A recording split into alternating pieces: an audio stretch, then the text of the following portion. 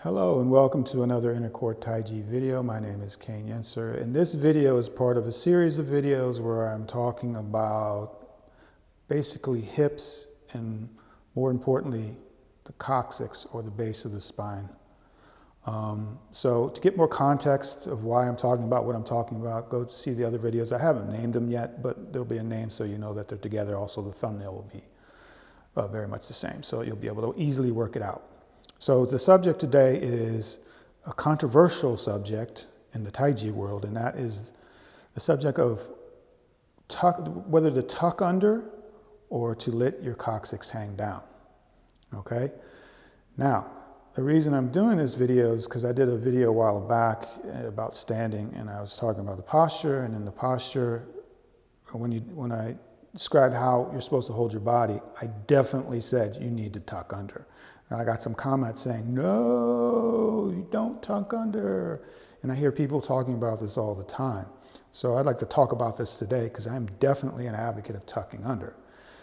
Now, that comment prompted me or made me want to go investigate it online. So I went online and I said, do you tuck the coccyx under or not? And most of the people, most teachers said you do not. You just let the coccyx relax down.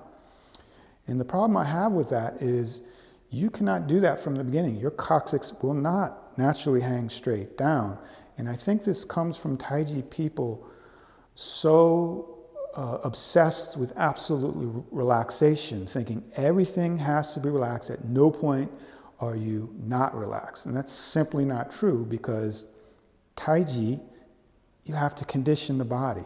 And when you condition the body, there's going to be stiffness in the beginning. Okay, and I think there's a big problem in the Tai-Chi world where people just don't believe in conditioning their bodies. Somehow there's a loophole in Tai-Chi. Unlike every other exercise that you take serious or every other martial art you take seriously, most of the practice is conditioning. But somehow Tai-Chi people think they're above that, or they don't need to do that. You're only supposed to be relaxed. Relaxation is paramount, which it is, but you can't reach that point unless you condition, and the key word is condition, which brings me back to why I advocate for tucking under. And when I read the comments online, a lot of them said, if you tuck under, you're going to be stiff. And that's 1000% true. But you have to go through a period of stiffness, remember the word is conditioning, in order to open the tissue around the coccyx so that the coccyx can and will hang down. If you don't do that, if you don't condition the tissue around the coccyx and the base of the spine, it will not. This is one of the stiffest places on your body. It is at the center of your body. It is at the back of your body, which makes it extremely hard to get to. And this is one of the places that it starts to stiffen up immediately.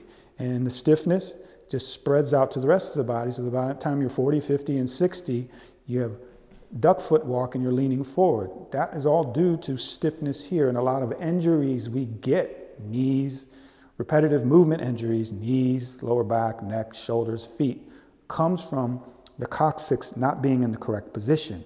And you will not get in the correct position simply by thinking about relaxation. Okay, so a lot of people are really obsessed with this idea of relaxation, and anything that messes with that is wrong. Okay, but once again, you have to go through this process of conditioning so that you can actually be relaxed. And part of that is tucking under. Okay, so you have to tuck under to open up the lower spine. This also helps straighten out the back.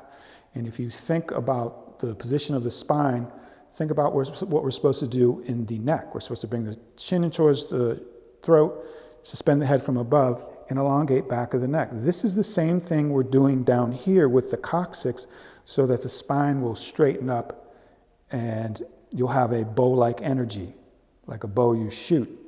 Okay? If you don't condition the lower spine, it's not going to hang down, and you're going to have not a straight line of energy going through the spine. So